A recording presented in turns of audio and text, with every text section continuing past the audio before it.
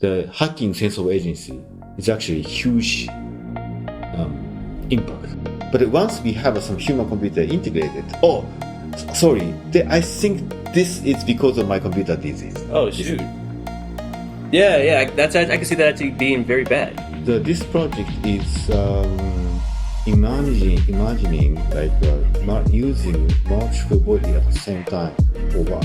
Welcome to an episode on the Estelle Ingenuity podcast. I'm Stephen Estelle, engineer, CEO, and founder of Estelle Ingenuity.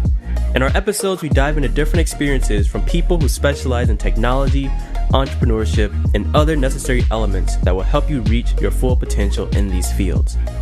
We focus in on innovative devices that will be changing our society, stories from entrepreneurs and how they maneuver through the business landscape, and how these new technologies are being used in businesses to bring value to the world. From these stories, if you are inspired to develop your own inventions and prototypes, and you want to see your innovative ideas flourish, reach out to us at EstelleIngenuity.com for your prototyping needs so together we can begin creating the new devices of the future. With that being said, enjoy the show, follow and subscribe to Estelle Ingenuity Podcast, and relish the wisdom from the topic you hear today.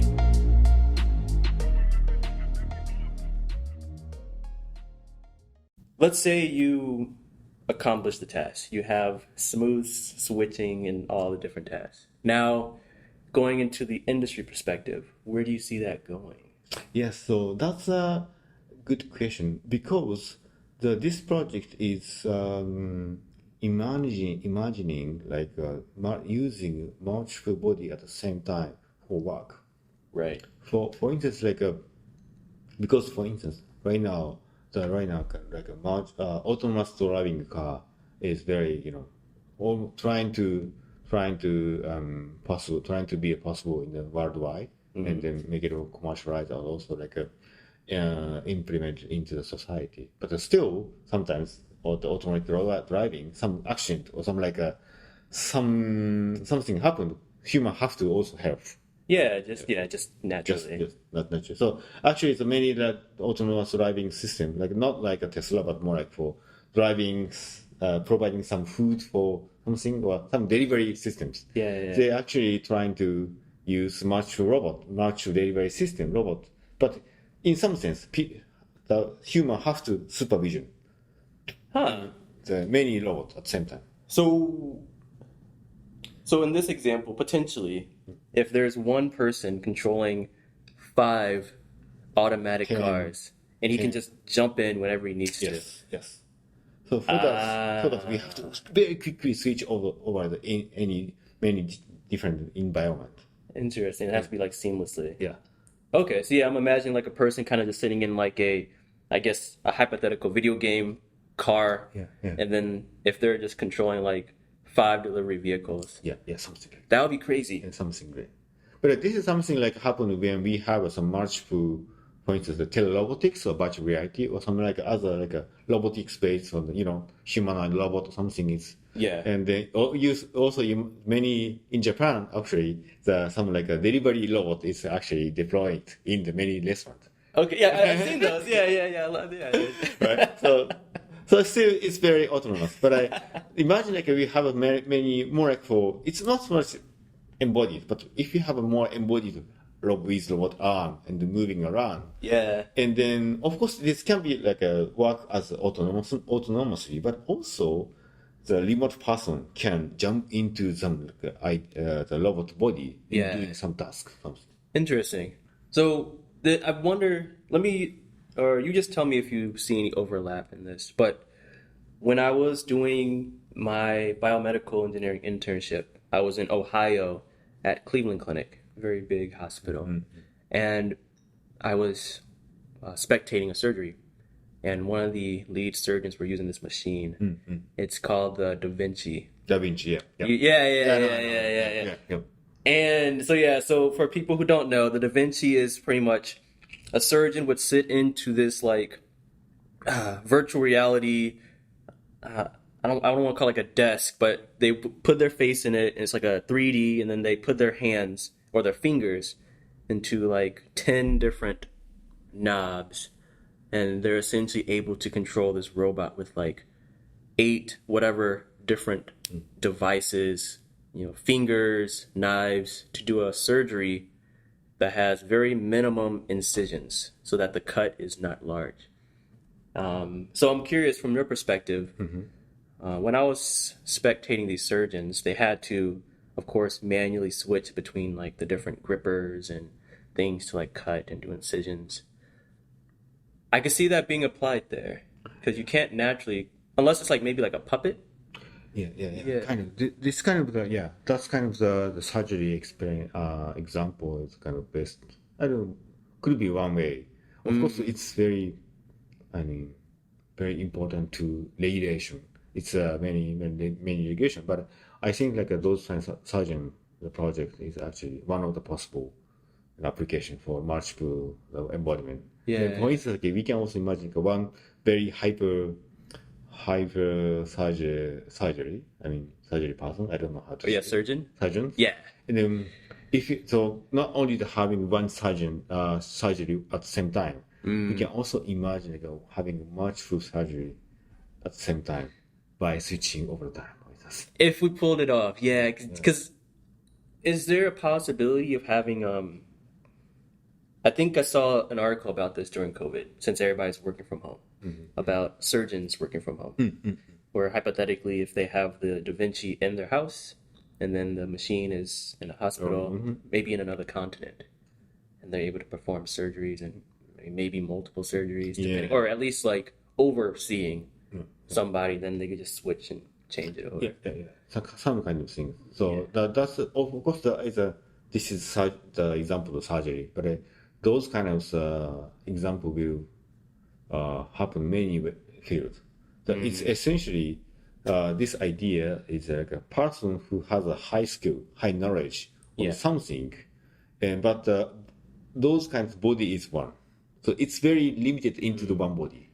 But if we can have multiple body in different location, even in the another country or some dispersed the location, we can also transfer those ability to the many places at the same time. I think that'd be very good. Yep. So then there's no longer like, oh, you need to fly to this country for the best surgeon, or you need to fly over here for the best kind of care. That would be good. I think if we can normalize that, I think that'll help the world. I mean, it could also make people busier because it'll have people who want their craftsmanship and service around the world. But no, I think that'll be interesting. That's the point for like this technology will also providing many good distribution of the ability and also possibility. But at the same time, it makes people more busy. I don't know. It will make people busy. The demand will rise because now it's open to the world and not just a select group of people.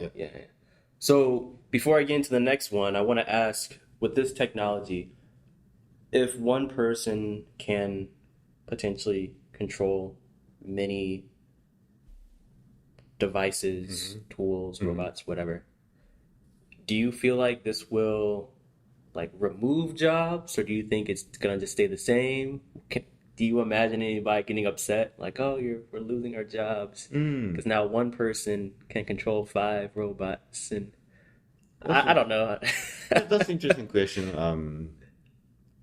That's a kind of similar question of how the AI will take away the. Fair enough. Yeah, that's right. That's many things going on. But I mean, I don't think like even those kind of situations happened. There are always some kind of law is needed for work. So I don't think like those technology will not take away all work or all jobs. Right. I guess. For instance, like because I was just talking about like polarization of the body and also like distribution of the skills. But also we can imagine like a 2-person moving. 2-person using one body together. Okay. So there is actually another research going on in another university at our corporation. Okay. So like imagine you have a robot arm, and then we can also. So my ping pong pinball project was one person is controlling two robots. Two arms. But the opposite situation, two person is controlling one arm. And then what will be the benefit of this one now? Yeah. If you have two people in one. So the first thing that comes to mind is, and do they have Power Rangers in Japan? It sounds like that. Or like, one person's the arm, one's the leg, and they come together. Yeah. But to you, what will be the benefit of having two people controlling one robot? Yeah. That is actually the many interesting research going on those kinds of co-embodiment. They say like, this is co-embodiment, CO embodiment, and then collaborative embodiment. Okay. And then there are several benefits. The one is actually by doing some collaboration, integrating two-person movement into one person, the movement noise of their muscle movement or body movement is actually alleviated. Get better noise, less noise movement because of this averaged movement. Okay. Yeah. So that's in terms of the simple movement, we can get like a more smoother movement. Okay. Also, another way is actually we can also transfer the skill to one person to another person by having sharing the body. Okay. So imagine you have one very skillful surgeon. Yeah. And then one is a knife surgeon, for instance. And then two guy is doing the surgery together with using same hand, same arm. So that gets very specialized. Like you're no longer just a specialized surgeon. You could have somebody who specializes in maybe sewing up, while the other person specializes in making like the smallest cuts and incisions to remove tumors and things of that nature. Interesting. So, do you think there is a limitation of like there's too many people on one robot? Or do you think I guess it depends on how complex the task is. I think that is a important question of those kind of co-embodiment, also multiple embodiment, co-embodiment, both cases. That is also related to my research. Is can we attribute those motion to myself? Can we still feel that this is yourself? Like I'm actually in control of some sort. Yeah. So can we still feel like this is a sense of agency? It is a feeling of I am doing this action. Yeah. Because if you have a super multiple person, 10, 100 person controlling one point, imagine. And then, a lot. then actually, no one can feel like, I am controlling my motion. Right. It loses because the sense of agency gone. Yeah. Nobody can feel like, this is my motion. This is actually very bad because then without any sense of agency, the feeling of control, we don't feel any responsibility for that. Right. Also, we don't get any learning effect from those kind of actions. So I wonder what's the nice balance. Like, I was having a conversation with somebody and they were talking about the robot arms, and let's say you have a robot arm that has one joint, a claw that grabs, and then maybe the robot arm's on wheels, so it's moving around. Mm-hmm. So, okay, if you have three people, one has the joints, one has the claw, one has the wheels, sure, that seems very beneficial because you each have like a very specific task. Mm-hmm. But then I started thinking like, okay, what if you have 20 people? So you have like 4 wheels and one person controls each wheel. Yeah. And then it starts getting kind of clumsy. Yeah. So there's like a nice balance. But so I guess it's more so about each person has to control maybe an entire movement more so than having a movement shared among people. Mm-hmm. I don't know if that's a better way of thinking about it. I think so there are a few of the way of thinking. So I think that at least, for instance, like a body movement, it's very, very coordinated, honestly. So honestly, dividing each joint movement is actually end up to very difficult. Okay. Yeah. So for instance, if you want to, dividing those movements into the multi-person, we can also make it, making very integrated and also synergy way of each individual movement. Mm-hmm. It means each person should have a sense of the actual movement. That is, I think, one point. So, because even, for instance, imagine you have a movement, one joint in wrist, elbow, or something, for instance, and imagine like each person doing knob or something, controlling some joint. It's actually no embodiment, right? So it's not, there are no sense of the embodiment. You're just turning a little stick. So I think like keeping some kind of the holistic structure of body movement is important. And then balancing sense of agency is kind of the interesting question. So I think so far, like for instance, 3 or 4 person controlling one body, it's kind of okay. I feel I saw several research paper that's 4 person is controlling one body and still having sense of agency. It's okay. But also, this is the trick of the sense of agency. Because sense of agency is very subjective feeling. So then how do you integrate that into science? Yeah, that's a good question. Because sense of agency is feeling, subjective feeling. So the main research is actually reveals that if the human intention, the human goal, also some kind of interaction outcome is much is consistent in the human intention and outcome. Many person feels, oh, this is my action. Nice. Even it's actually initiated. Really? Automated helps. So kind of sounds like an illusion. Yeah, that's kind of illusion. So it's many things happening on those kind of things. So it's back to some these interface questions. Interface story, but because for instance we have some the intention to doing something, the robot arm, for instance, and then we can also, for instance, imagine a robot arm system and the computer is estimate the human intention, and then automatically moves their body movement, robot arm. Right.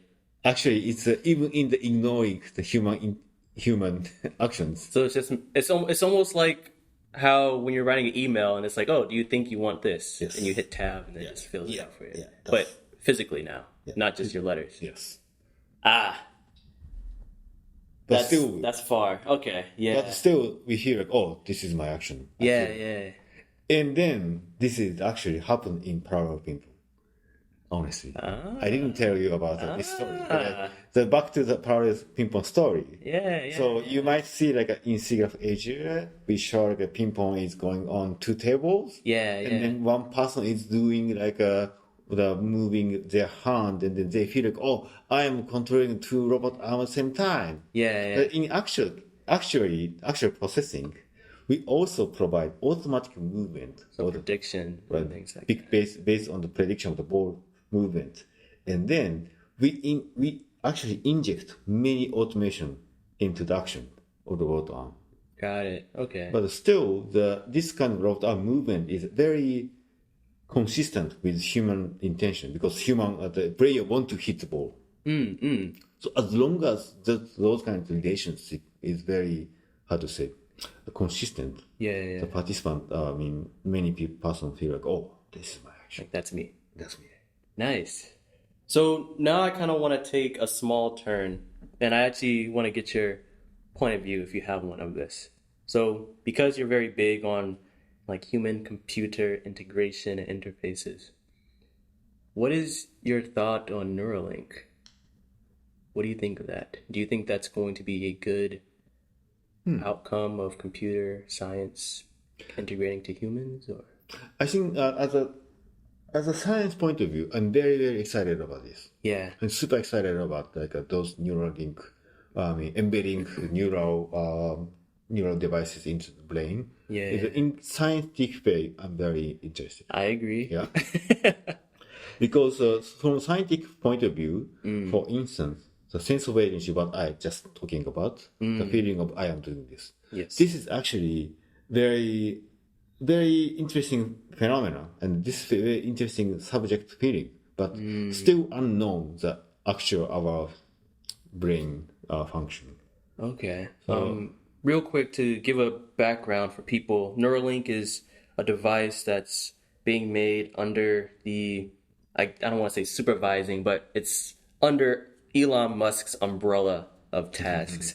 And it's essentially like an implant inside of the brain that I'm still not for sure, but I think it has some kind of neural connectivity of this computer to the human brain, allowing stuff to happen.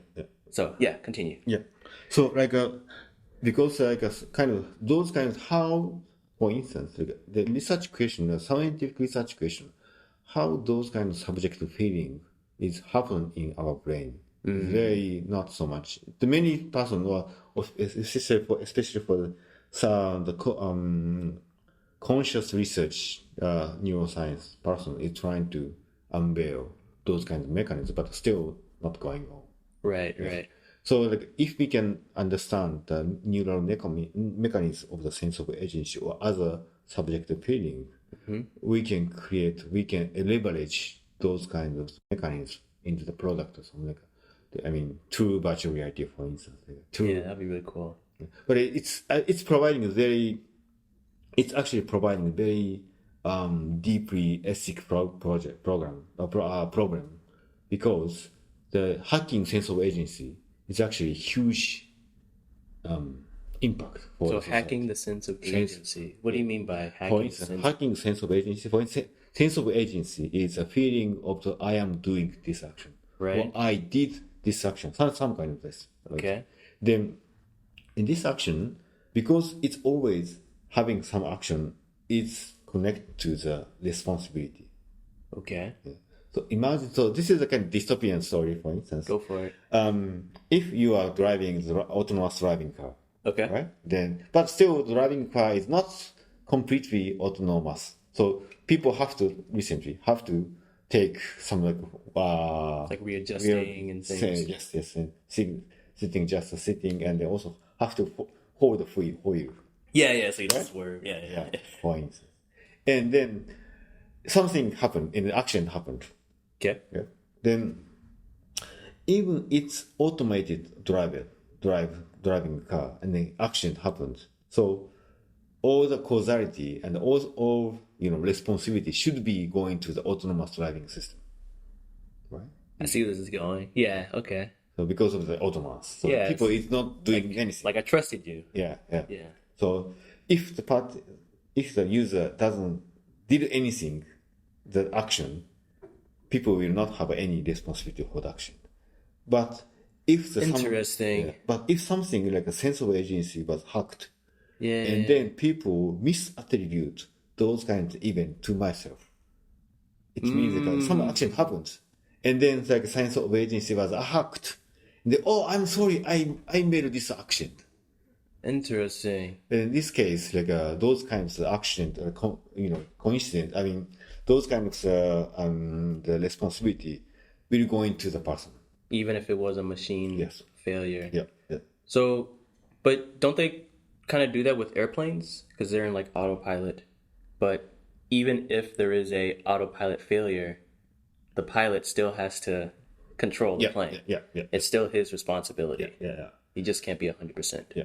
That is actually how they design the autonomous pilot system for the airplane, right? So, but I don't think those kind of airplane case will be introduced to the autonomous driving car, because that's a huge risk, huge responsibility, right? It is. So as a kind of the consumer product, so I don't think that they will design that way. That's true. Not everybody can be a pilot, but almost everybody can. Yeah, maybe just usual user. Just take me home to the home, and then just get free something. Take me to work. Take me to a restaurant. Yeah, that's it. Okay, so you said from a research perspective, it's very interesting, and I agree. But then from another perspective, there could be clearly a bunch of issues of things like that going on. Yeah. So then the follow-up question to that is, do you think Neuralink is going to be beneficial to society? I think it's beneficial in terms of some understanding the mechanism. Yeah. I think that's very beneficial. Nice. But also, we have to carefully understand the mechanism and also ethics as well. The ethics behind Yeah. it. So ethics around which part, like? For instance, sense of agency. So you can, for instance, Yeah. we can also, for instance, if we understand the sense of agency, mechanism of sense of agency, and also if we understand how we intervene the brain to make fake sense of agency, for instance, we can also imagine, because we have access into the neural connectivity in the brain, Okay. we can also imagine intervening the human brain Okay. and creating some kind of fake sense of agency over the actions. It's also, we can also imagine that kind of things. Right? So Okay. if we have some Neuralink. Nice. Would you get Neuralink? If it's safe. Yeah. It's everywhere. Yeah. I think for me, myself, I don't know. As of now, no. Even if it's safe and everything, I think just the idea. I don't know. Maybe I just watched too many movies. But I think for me, I don't see myself getting Neuralink. Even if it was proven safe and it's helping people. Yeah. I think that's the first step towards cyberpunk kind of a world. Kind of. Yeah. That's an interesting question because my assumption, my prediction is actually, because Neuralink is super innovative, but also still very tiny portion of the brain, right? So they cannot cover the all full structure of the brain. It's a kind of tiny portion of the brain. So it's not, honestly, it's not far beyond to the completely creating fake sense of aging or something. Yeah. But I think it's far beyond. But sorry. Once we have devices inside the brain, usually people will start to blame or some kind of attribute some failure into the devices, I guess. That is actually the human-computer integration happens sometimes. It means, for instance, imagine you have some human-computer integrated system. Of course, it's including some a Neuralink. Yeah. And if we know, I have some integration to the computer, something. Yeah. And then if I made some mistake, I made some split milk or something, I don't know. Yeah. And then usually, sorry, I made this mistake. But once we have some human-computer integrated, sorry, I think this is because of my computer did this. Oh, shoot. Yeah. I can see that actually being very bad. Yeah. And you could literally, and unless we have a way to prove it, you can shift the blame on the I think brain implant. that's will happen, I guess. I can see that. Yeah. Because this is actually what I think 2 years ago we did some experience with a human computer integration system, and then with electromuscular stimulation. So yes. So maybe electromuscular stimulation is applying current into the muscle, and then actuate the muscle itself by computer. Right. That's the idea. And then we did some very interesting test with game. Yeah. So people are using left hand and right hand. Okay. Left hand, right hand. And then the people have to answer this is display game. Yeah. So very short the question. You have to choose answer with right hand or left hand. Okay. And then sometimes left hand is correct answer and right hand correct answer. Something. It's very simple. Okay. But also we can apply EMS to both hands. Okay. And it means we can actuate the human's hand to answer the question without our voluntary action. So, okay, I can see that. So in that experiment, were you guys testing? What was the test that you're trying to? Well, it's actually a very cognitive demanding task. We have to choose task answer. Yeah. And then touch it, tap it. Okay. And then after that, we also ask do you think this is your action or not? Huh? Yeah. What was the results? I'm curious. I'm actually curious. And that is the point. Then of course, we can also actually create an interesting matrix. That's because I am human is moving right hand, Yeah. EMS moving left hand, point. Okay. The- Okay, I see the... Okay. Yeah. So it's a congruent situation. Incongruent situation. Okay. People's moving right hand, EMS moving left hand. It's incongruent. Got it. In this incongruent situation, people's clearly feel like a sense of agency or not. They can distinguish differences very clearly. Right. Oh, this is my action. Well, this is not my action. I This- went left, I got stimulated. Yeah, it's Got very it. clearly Yeah. usually understand what is the difference. Okay. But if person is tapping right hand, also EMS applying into right hand same time. Yeah. It's like almost like a human intention and EMS intention is the same. Right. Okay? And we can actually apply many timing of EMS. Sometimes EMS is very fast. Sometimes EMS very slow. Then in this case, we can create some curve it's very a bit hard to say in the only word, but imagine you have a graph, Yeah. and then left is a very super fast EMS, and then right is a very slow EMS. Okay. So like And the then- Speed of actuation. And Okay. also the vertical is like a sense of agency. How do you feel this is your action or not? Okay. Then if it's fast, super speed of EMS, we apply, we don't feel like this is my action because too fast. Yeah, it's faster than human reaction. I Yeah, guess. it's too much fast. Yeah. And if we apply EMS very slow, of course that we can touch the by myself. So 'Cause you- we have some full sense of agency. Right. The creation is in the middle of those kind of two bodies. So it's kind of like a bell curve? It's actually sigmoid curve. So it's starting with a zero agency, Okay. and then gradually the sense of agency is graduate up to the maximum agency, along with the EMS is gradually delayed. And then what I want to say is actually then we can also create some agency curve, agency profile, but interestingly, in this task, we can also see like okay or energy feedback. So your action was correct or your action was incorrect. Yeah. We get information, visual feedback.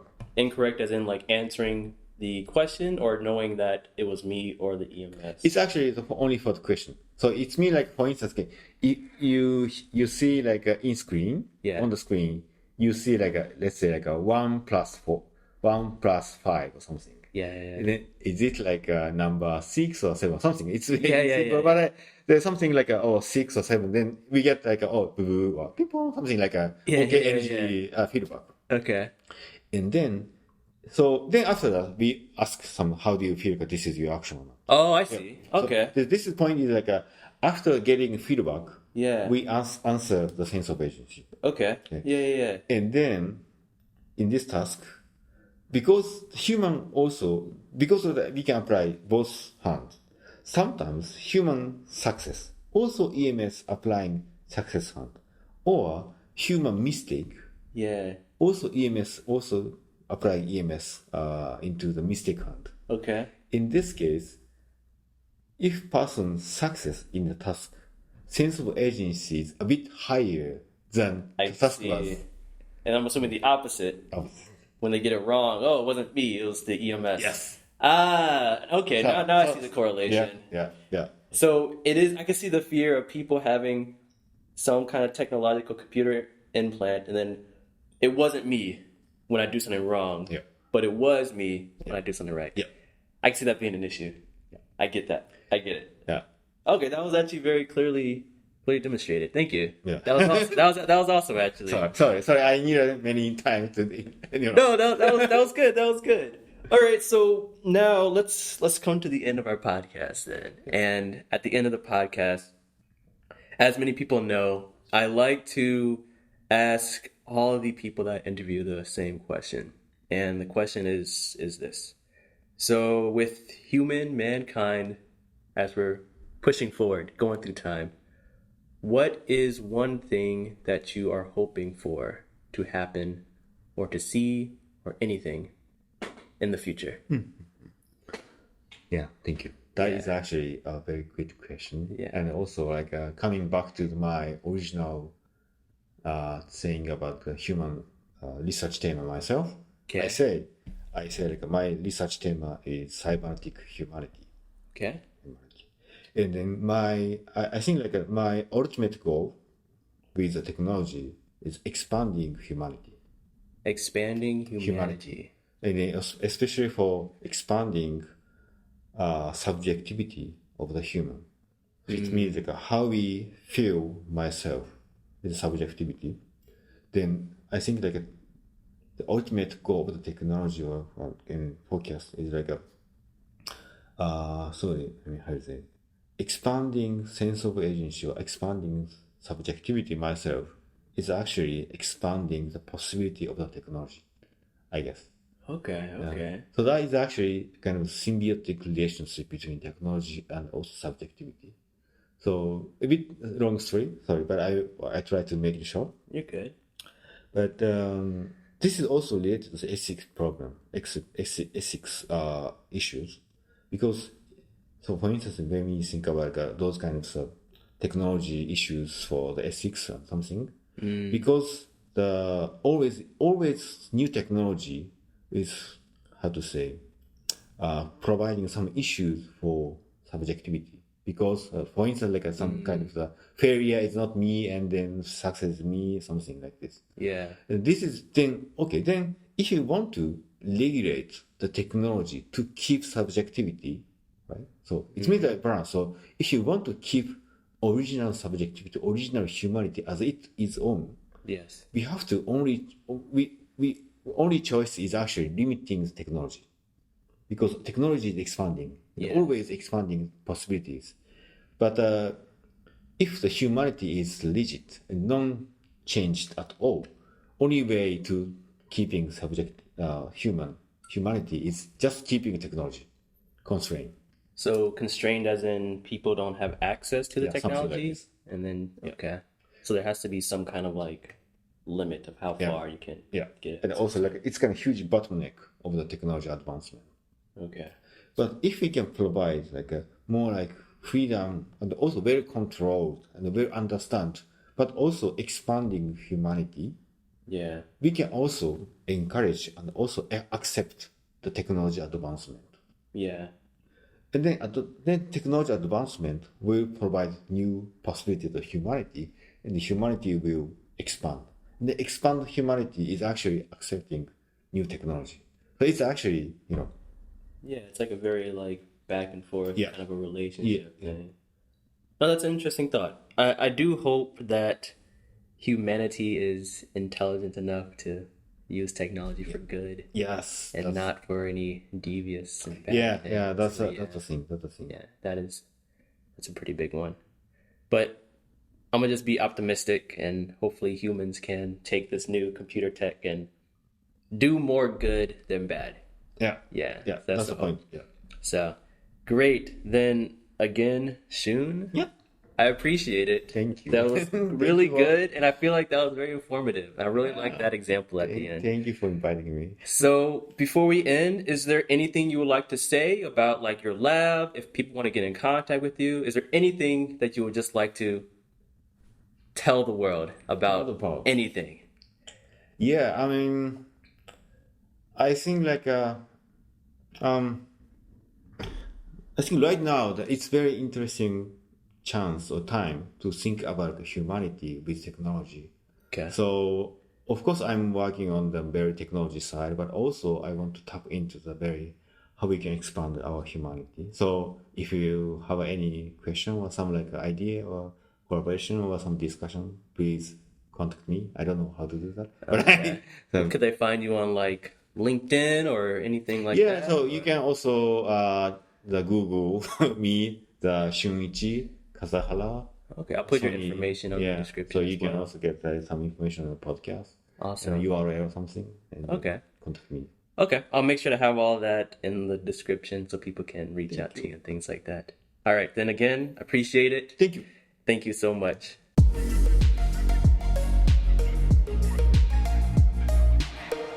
That was the end of an episode of the Estelle Ingenuity podcast. Hope you learned something new and innovative and were left inspired to go create and invent new ideas for the betterment of society. Make sure to follow and subscribe to the Estelle Ingenuity podcast on Spotify, Apple Podcasts, and YouTube for more stories and experiences from people in the field and to hear about new up-and-coming technology. Thank you for listening, and see you in the next podcast episode.